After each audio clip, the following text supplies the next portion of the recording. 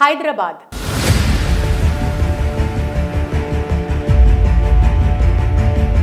వందల సంవత్సరాల చరిత్ర కలిగిన ఈ నగరం ప్రస్తుతం దేశంలో ఉన్న మెట్రోపాలిటన్ సిటీల్లో ఒకటి. దాదాపు 1,20,00,000 జనాభాతో అత్యంత రద్దీ ప్రాంతంగా, ప్రజలతో నిత్యం హడావుడిగా ఉంటుంది తెలంగాణ రాజధాని భాగ్యనగరం హైదరాబాద్.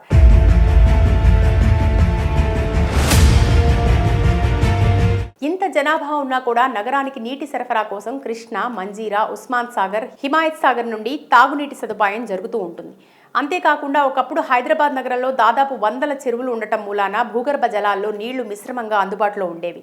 నగరానికి తాగునీటి సమస్య ఉండేది కాదు. కాలక్రమేణా రాజకీయ నాయకుల భూ కబ్జాల వల్ల చెరువులను ఆక్రమించుకుని చెరువుల్లో పెద్ద పెద్ద కాంక్రీట్ భవనాలని, అపార్ట్మెంట్స్ను నిర్మించి కాలనీలుగా తయారు చేస్తున్నారు. దీనివల్ల వర్షాకాలంలో చినుకు పడితే చాలు హైదరాబాద్ సముద్రం అయిపోతుంది. నీళ్లన్నీ రోడ్ల మీదకు వచ్చి రహదారులన్నీ అస్తవ్యస్తం అయిపోతున్నాయి.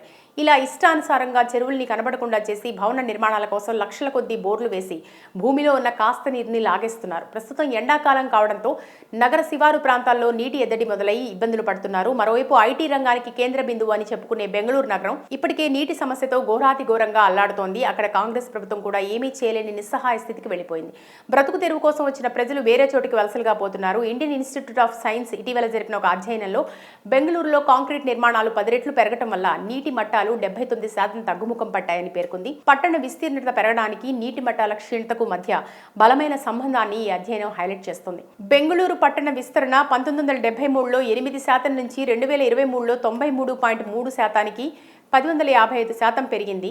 అయితే ఈ మేరకు నీటి వనరులు మాత్రం పెరగలేదు. దాంతో హైదరాబాద్లో నీటి కొరత సమస్యలపై ఆందోళనలు చెలరేగుతున్నాయి. ఎందుకంటే 2010 నుంచి 2021 మధ్య వాణిజ్య, నివాస నిర్మాణ ప్రాంతాలు భారీగా పెరిగాయి, ఇంకా పెరుగుతూనే ఉన్నాయి. నగరం మొత్తం కాంక్రీట్ జంగల్లా మారిపోవడం వల్ల నీరు ఇంకెందుకు, మట్టి ఉపరితలం లేకపోవడం నీటి కొరతకు ఇబ్బందిగా, నీటి వనరుల కాలుష్యం అని ప్రధాన కారణంగా చెప్తున్నారు.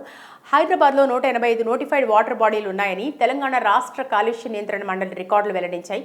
దురదృష్టవశాత్తు ఈ నీటి వనరుల్లో ఎక్కువ శాతం నీరు భారీగా కలుషితమయ్యాయి. 20కి పైగా నీటి వనరులు పూర్తిగా ఎండిపోయాయి. దీంతో నీటి సమస్య ఉత్పన్నమయ్యే అవకాశం ఉందని అంచనా వేస్తున్నారు. ఇప్పటికైనా కళ్లు తెరిచి నీరు భూమిలోకి వెళ్లేలా చర్యలు తీసుకోవాలంటున్నారు.